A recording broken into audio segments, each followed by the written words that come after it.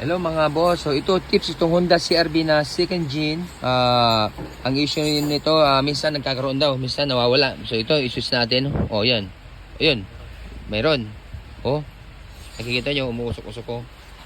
Oh, ayun nawala. Nawala yung usok. So ano ang sira? Pag ganun, oh, ilipat natin. Wala rin. Alright. So pag ganito mga kababayan, subukan muna natin yung resistor block. Pag pinalitan natin ng resistor block, ganun pa rin. So ito na ang sira. Alright? So yan. Palitan muna natin ng resistor block. Watch this. Ito na mga boss yung pinalitan natin. Oh, kising mo nga. Kanina nawawala, di ba?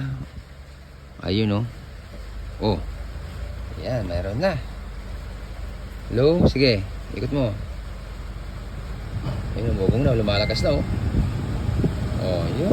Oh, dire-diretso mayroon na. So ito lang yung pinalitan natin mga kababayan. Kaya pag gano'n na mangyari sa inyo, ito lang ang papalitan natin, itong resistor block.